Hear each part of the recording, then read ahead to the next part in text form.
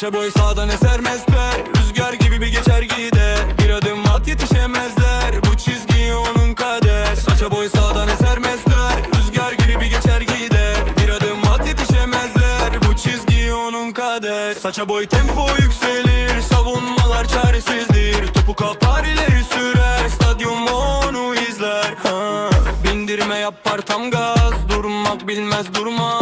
Temas var ama yıkılmaz, rakip bakar yakalayamaz. Sağ bek değil fırtına, hız onun imzası.